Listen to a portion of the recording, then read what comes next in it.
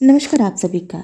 ये जो चेहरा स्क्रीन पे आप सभी के सामने है, इसे तारुफ की ज़रूरत नहीं है, क्योंकि आज शायद इंडिया के हर टीवी चैनल और हर घर में इस चेहरे को देखा जा रहा होगा। इस लड़की का मासूम चेहरा, जो आज कईयों के लिए एक डर का जीता जागता चेहरा बन चुका है। ये चेहरा जो शायद कुछ महीनों पहले हंसता मुस्कुराता इस दुनिया में था, शायद अपने माँ बाप से दूर था, लेकिन उन्हें यकीन था कि कहीं ना कहीं उनकी औलाद खुश होगी। इन दो चेहरों को जब आप साथ में देखते हैं तो आपको प्यार पे यकीन होता है। आपको यकीन होता है कि जात पात कोई भी चीज़ प्यार जैसे पाक रिश्ते के बीच में नहीं आ सकती। ये रिश्ते जो खुदा अपने बंदों को देता है, लेकिन आज की सच्चाई जो आपके सामने है वो आपकी रोंगटे खड़े कर दे।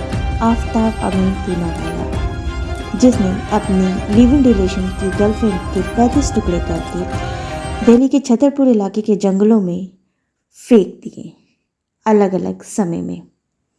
ये हत्याकांड करने वाले ने कुछ बातों की कन्फेशन की है, जिनमें से एक कि उसने ये हत्या की प्लानिंग कई हफ्तों पहले ही बना ली थी। उसने सोच लिया था उसे श्रद्धा को जान से मारना है।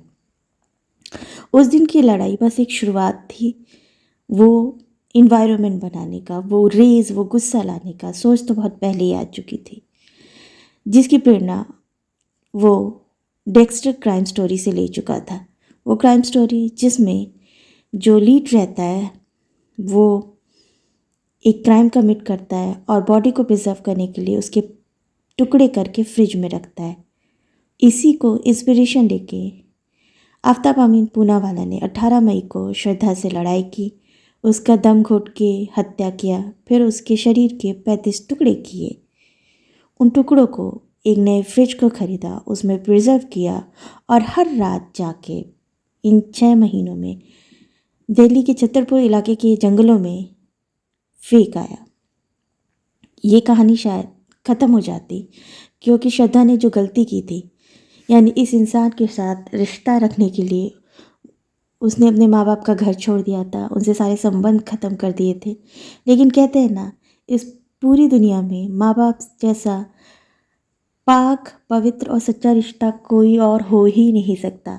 पिता बात तो नहीं कर रहा था अपनी बेटी से, लेकिन उसके सोशल मीडिया के अपडेट्स को वो हमेशा देखता रहता था। कभी कभार बातें हो जाती थी, जब कई दिनों तक उसकी कोई मीडिया पोस्ट की अपडेट नहीं आई तो उसे कुछ शक हुआ और उसने पुलिस रिपोर्ट करवाई।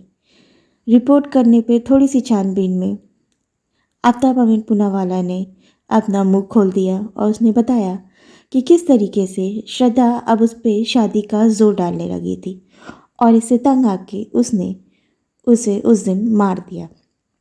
मारने के बाद उसने उसके शरीर के 35 टुकड़े किए, एक फ्रिज खरीदा और उस फ्रिज में उन टुकड़ों को प्रिजर्व किया। इंसानी मांस की बदबू ना आए इसलिए अगरबत्ती और कैंडल्स का इस्तेमाल करके उसी घर में उस बॉडी को रखा, स्मेल को दबाया और वहीं पे उसने कई और लड़कियों से संबंध बनाया।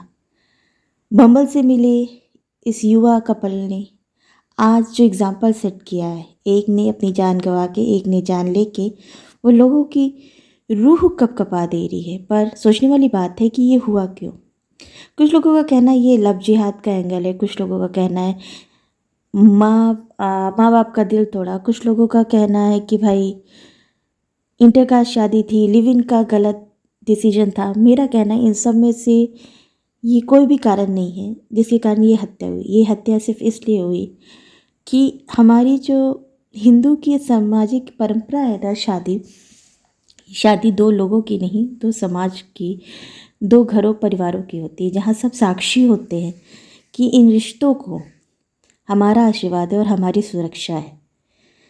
आज श्रद्धा अगर वो अपनी फैमिली से कटी नहीं होती तो शायद आफ्ताब ही हिम्मत नहीं कर पाता कि उसे मार के उसके टुकड़े करके इतने महीनों तक बात दबा पाए, क्योंकि उसके अंदर एक खौफ होता, डर होता कि कहीं श्रद्धा के प्यार करने वाले उससे सवाल ना पूछ ले। लेकिन श्रद्धा ने अपने सारे रिश्ते तोड़ के उसे निर्भीक बना दिया था कि अब वो उसके साथ कुछ भी कर सकता है और कोई उससे पूछने वाला नहीं है। और ये हुआ भी। पिछले 5-6 महीने से वो आराम से अपनी हरकतों को अंजाम दे रहा था, लड़कियों से संबंध बना रहा था उसी घर में। उसे न डर था न खौफ था, क्योंकि उससे सवाल पूछने वाला कोई नहीं था, न कानून, न परिवार और न ही समाज। इसीलिए हमारे सनातन धर्म में ये जो शादी की परंपरा बनाई गई है, जहाँ समाज जोड़ी को आशीर्वाद देता है, परिवार ये रिश्ता चुनता है और दो लोग ये रिश्ता निभाते हैं। तो बात ऐसी है कि जो परंपराएं बनी हुई हैं उन्हें वो बनने के चक्कर में तोड़े ना और अपनी सुरक्षा करें। ये तो बहुत ही छोटा उदाहरण है जो आज पेश आया, लेकिन अगर समाज इसी तरीके से वोकपंथी में फंसा रहेगा तो अंजाम और भी खतरनाक होंगे। मेरी तरफ से बस इतना। जुड़े रहे मेरे चैनल रिएक्शन बाय नमी में। डू लाइक, शेयर, सब्सक्राइब और आंखें खुली और कान खुले रखें।